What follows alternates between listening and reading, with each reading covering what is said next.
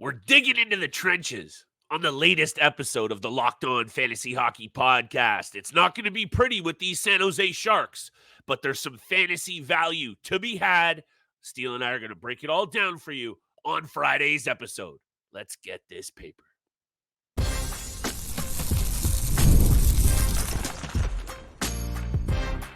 You're Locked On Fantasy Hockey, your daily podcast on fantasy hockey. Part of the Locked On Podcast Network, your team every day. The NHL-wide rundown of fantasy targets that you need to be considering for the upcoming draft season continues on the Friday episode of the Locked On Fantasy Hockey Podcast.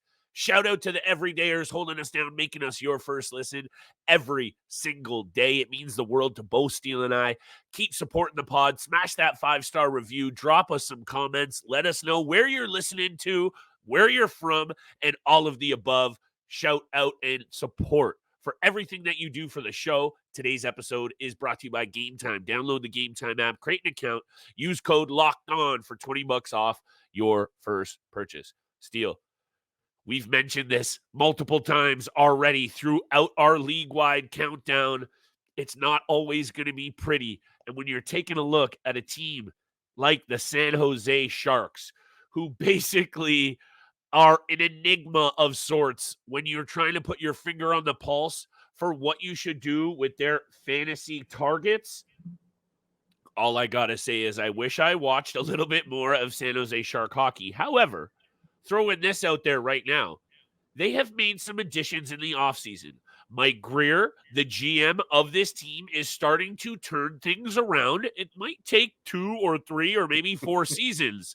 I don't know what's going to happen this year because when I look at these standings, Steele, 47 points, 12 points back of the Anaheim Ducks for the final spot in the Pacific. I have a lot of concerns about what this team is going to do on the ice, especially when you have a tandem of Mackenzie Blackwood and Vitek Vanacek. I didn't need to look that one up, but I did do some digging. Macklin Celebrini, there's some names here that we got to throw around. I don't know who you have at your number 1, 2, 3, 4, or 5, but to be honest, and let's just get this out of the way right now, I don't know if it actually matters because all of these players are so risky and have so much risk involved with them that I just want to have a general conversation about these San Jose Sharks because at some point, you got to dig into these bad teams. I just don't know who you are looking at personally. I've got 5 names, maybe 6. Hit me with who you're looking at. This team, Steele, historically bad with minus 150 goal differential. Straight up doo-doo. Yeah, they were awful last year, and I don't expect them to be any better this upcoming season with the additions they made. I mean, maybe a little bit better, but they're still going to be bottom of the barrel team. There are a few fantasy guys you may want to target, but for the most part, like you said, these are not going to be guys you target even early, getting into the 10th or 11th round, maybe for 1 or 2, and we'll break down all of them in this episode. But even just looking at last year fantasy-wise, the most rostered player from the San Jose Sharks was Mikael Granlund at 26% rostered on Yahoo fantasy leagues. That is very indicative of how bad this team was. But given that, there's really 3 players I think we need to talk about for the number 1 spot when you're drafting from the San Jose Sharks. Hit me. And there's 3 questions. It's number 1, how good do we believe Macklin Celebrini is going to be in his rookie season? What do we believe the projections are for where he's going to end at the regular season? That's number 1. Number 2, do we believe Tyler Toffoli is going to have a 3rd straight season of 30-plus goals in the NHL? That's the second player I'm looking at. And the third player is, do we believe that Logan Couture is going to start the season healthy and be there for the San Jose Sharks at the beginning of the season? Those are the 3 players I'm looking at. Those are the 3 questions that I have out right now when I look at this San Jose Sharks team. So for me, with that being said, those are my top 3 players. I think we break down where we put them right there in that order. That's how I feel about this team. Those are the top 3 players going into the season. I'm not even looking at any goaltender. I think looking at a goaltender to draft for your fantasy team is heading in the wrong direction. It's a complete waste of time, especially in categorical leagues. And the defensemen don't bring in any upside in the offensive zone. They don't have a star-studded blue liner in San Jose right now. No. I mean, maybe take a look at Jake Wallman, but that's still like bench defenseman, 6 defenseman going into next year. I'm looking at all forwards for the top 5. And honestly, I'm still going to go with my boy Logan Couture if he is starting the season at game 1 with the San Jose Sharks. Again, we still have to worry about the injury. It is this team is risky to pick from. It's a very risky situation, but I'm going to go with Logan Couture because I still think when push Couture comes at number 1. Couture at number 1 for me. When push comes to shove, I'm going based off of what I saw 2 seasons prior or 2 seasons ago when he played a full 82-game season, still had 67 points, 128 hits, 70 blocks, 198 hits. I think this player that when he's fully healthy and if he starts the season for the San Jose Sharks, he's going to get taken in the 8th or 9th round. And I think that's an absolute perfect position for where his game is at 34 years old, filling out the peripherals like he does still. And he's going to be that captain. He's going to be the veteran presence for this very young team right now. Fabian Zetterlund is another guy I want to talk about. Will Smith, there's a lot of prospects coming into the mix right now. But for me, I'm going with the consistent player who's been there for his entire career, Logan Couture, the captain. Again, it all matters if he's fully healthy going into the season, though.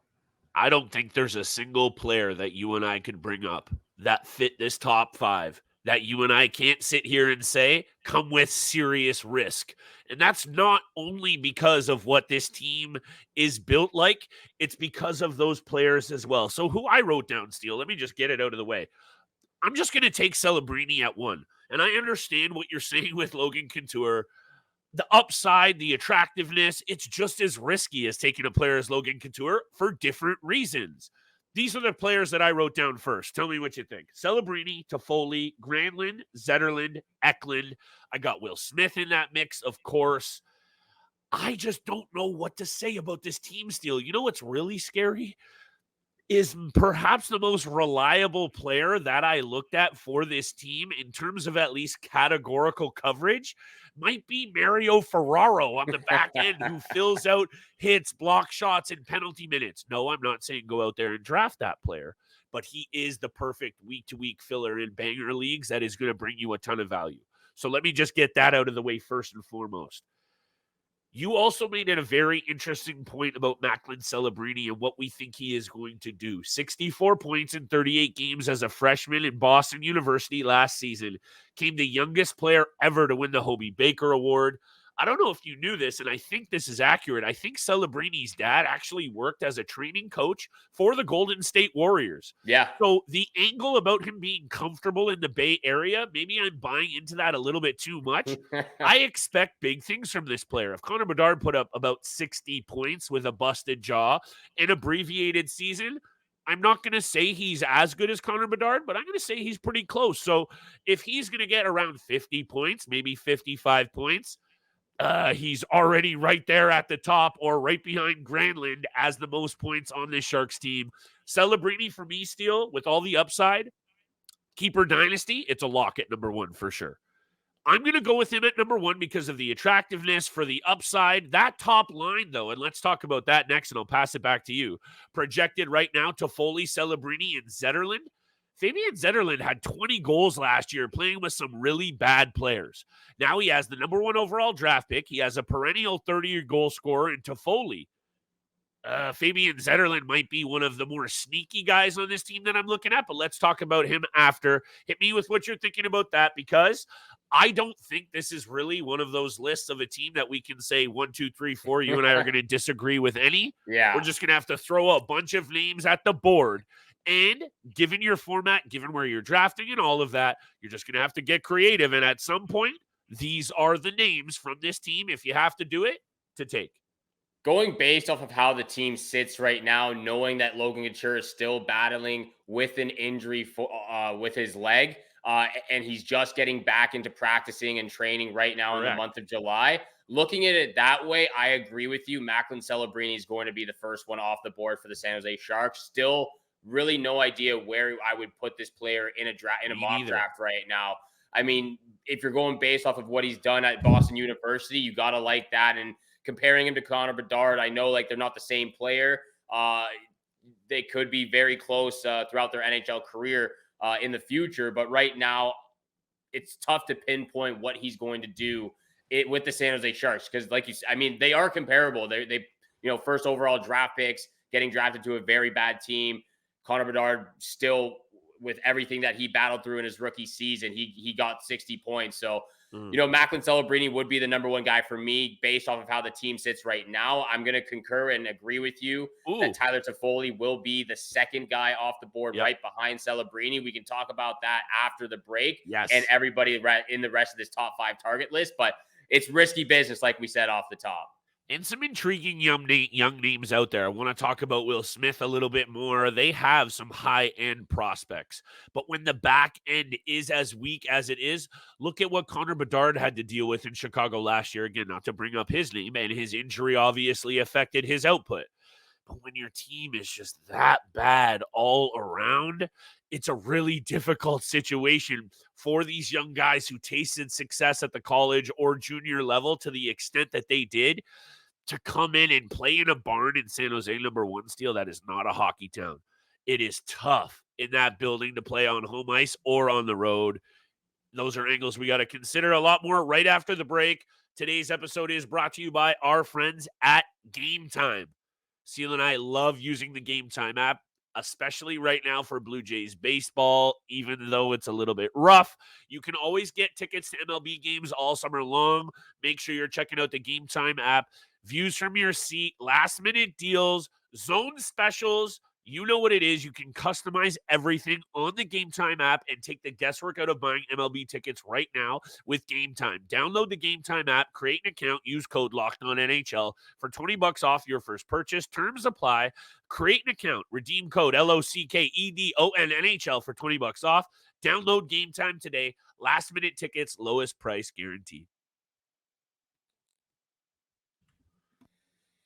And thank you so much for making the Locked On Fantasy Hockey Podcast your first listen every single day. Continue to hit the subscribe button, the follow button. Make sure you go check out Locked On Sports Today's YouTube channel. You can also find them on the free Amazon Fire TV channel app, part of the Locked On Podcast Network, your team every single day. The team we talk about on today's episode, the San Jose Sharks, their top 5 fantasy targets, some outliers, some potential breakout seasons to guys that are getting some opportunity right now. And speaking of outliers, Tyler Toffoli, we both agreed that he would be the second player off the board for the San Jose Sharks in this upcoming draft. So he's the second target we're both looking at.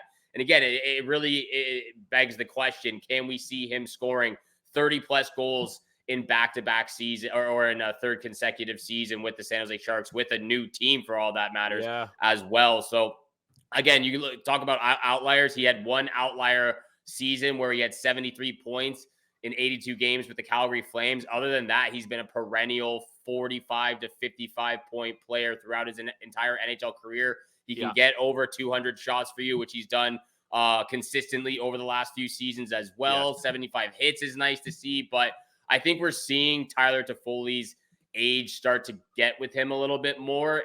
And again, this is a very risky situation with a very young team in the top 6 forward group that he's going to be playing with. I don't know if he gets back to 30-plus goals. I know he's really, at this point, the new guy, and he is the goal scorer on their team this upcoming season. But, I mean, I don't know if he gets back to 30-plus goals. Here's my take on it, Steele. Number one, this is the 7th NHL squad for Tyler Toffoli since 2020. Vancouver, Montreal, LA, Calgary, New Jersey, Winnipeg, and now San Jose. And yeah, I counted that right. That's 7 teams since 2020.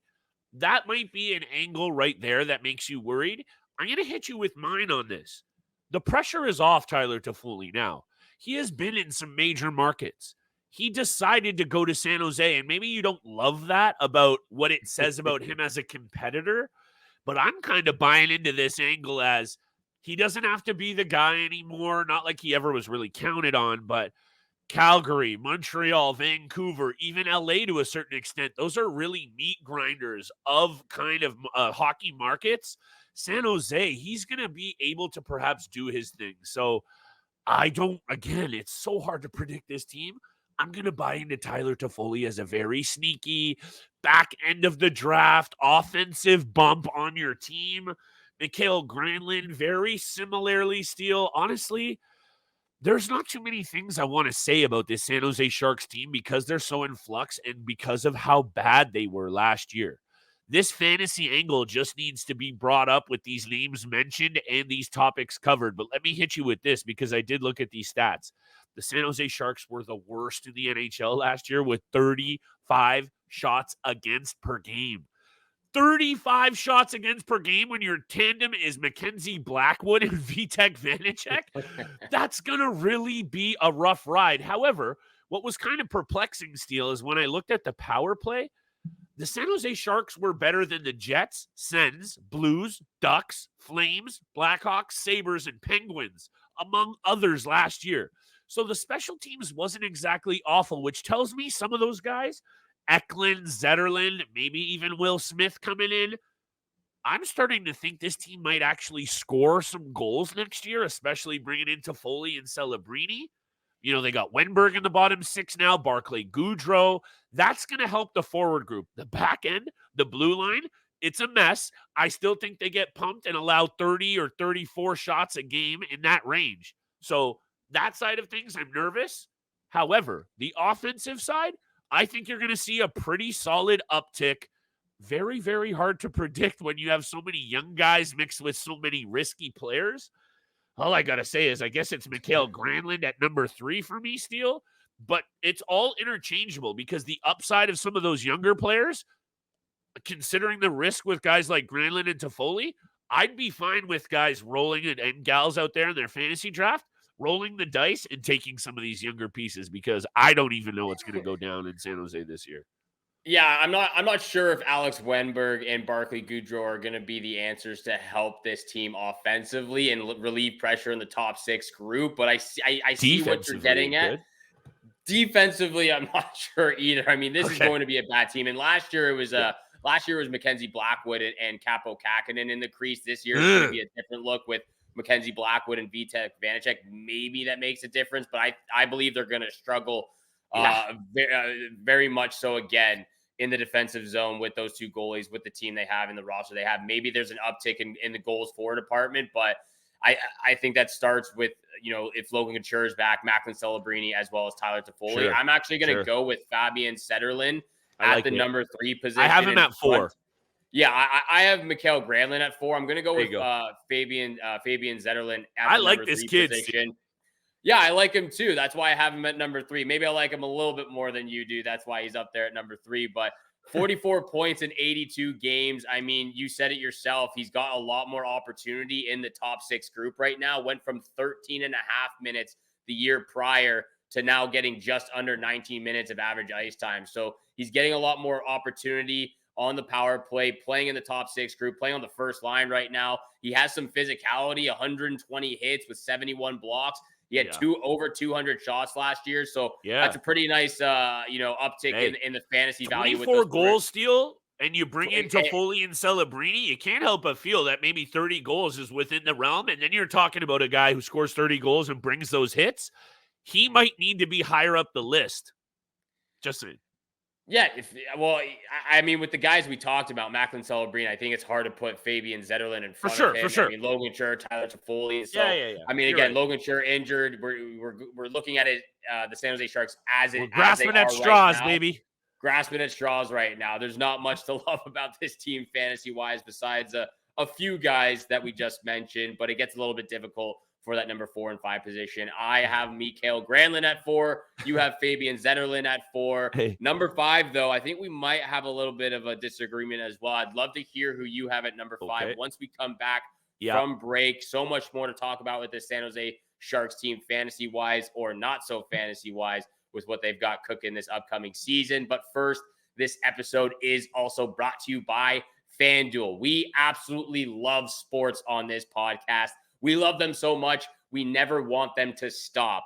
Unfortunately, the NHL season and NBA are over, the playoffs are done, and we get fewer games of the sports that we love. The sports just aren't sporting like we want them to anymore. True. But FanDuel True. lets us keep the sports going whenever we want. All I have to do is open the app and dream up bets anytime I'm in the mood. And this summer, FanDuel is hooking us all up with a boost or a bonus daily. That's right. There's something for everyone every day, all summer long. So head over to FanDuel.com/lockedon and start making the most out of your summer. FanDuel, official sports betting partner of Major League Baseball. And thank you so much for making the Locked On Fantasy Hockey Podcast your first listen every single day. Continue to hit the subscribe button, the follow button, leave a 5-star review. We appreciate all that love and support you show us Monday through Friday. 7 o'clock in the morning is when you can find our episodes. Continuing this top 5 breakdown of fantasy targets for the San Jose Sharks. There's a few extra names out there, a few guys that I'm intrigued with, but Flip, over to you, my friend. Yep. You know, we talked about some of the veterans. We talked about some of the rookies that have potential this upcoming season. Who do you like off the board at number 5 for the San Jose Sharks? So we had Granlund, Zetterlund interchangeable. This is where it gets like very tricky because I'm looking at two Wills, Will Smith and Willie Eklund. I think I'm going to lean to Will Smith only because of the explosive offensive upside that he put up in college. 71 points in 41 games played. He was the 4th overall draft pick in 2023. Again, not to sound like a broken record, so much risk here. You got to believe that a guy who is only 6 foot, 180 pounds, and coming into the league as a rookie, you're probably not banking on any peripheral value from this kid. But we're talking about taking shots at the board steal, and Willie Smith is my guy. 19 years old, a good Boston product, playing for Boston College, blew the doors off that league. And 71 points. I think it was, who's their assistant GM? It's a former player of theirs. Ryan Clough has been talking about this guy all summer long. And that makes me believe he is going to get a good look in the top 6.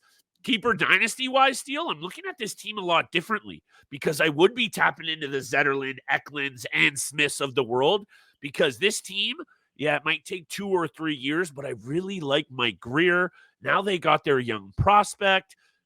It's going to take time, but guys like Eklund, guys like Smith, I would interchange them both at number 5, Steele, but those are the 2 names I'm looking at. Yeah, I also went with Will Smith at the number 5 position here, just for the reasons you said. 71 points in 41 games last year with Boston College. Jake, he has a very put it 6 if you want, though, for fun. Okay, we'll put Jake Walman at number 6 for fun. But, I mean, just like you said, he's got an explosiveness to his game with his shot, with his edge work, with his speed, quick first step. So Will Smith, it's going to be nice to see him with another Boston player. I know they went to Boston College and Boston University, but them playing in the rookie season, both from Boston or played with Boston. So it'll be nice for both these kids in the rookie season going at it together with the team that's, really at the beginning of their rebuild stage with this organization. So I've got Will Smith at number 5 as well. You could easily go with William Eklund because of him also being in the top 6 group. They'll be playing on the same 45 points for Eklund last year. 45 points for Eklund. They'll be on the same. They'll be on the second line together. William Eklund does have a little bit of an edge over him because he's been in the NHL for 3 seasons now, but he also is on that first power play unit. While Will Smith, as just projections right now, Will Smith is on the second power play unit. But honestly, I see both of them playing really, really well for the San Jose Sharks in the top 6. Sure. But I'm going to go with Will Smith because I like what he brings to the game with where the team is at right now.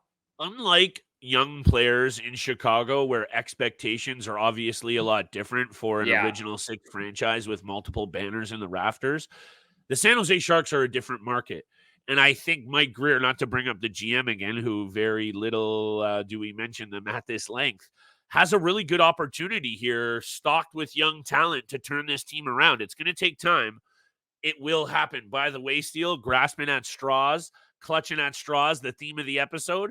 Definition: trying unusual or extreme methods or ideas because other methods have failed. That's the San Jose Sharks team in a nutshell. Unusual, extreme, risky. Unusual methods is what you're going to have to do when you're taking these players. Other than Celebrini, Steele, even Toffoli, even Granlund, I don't even know yet how I would actually put them in terms of round by round, but you and I will get there. Mock drafts coming up, baby. Positional breakdowns, sneaky picks, under the radar players, breakout targets, you name it. Locked On Fantasy Hockey Podcast is going to bring it to you so you're ready to dominate these drafts. And more NHL episodes breaking down the rest of the NHL's top 5 targets for every single team.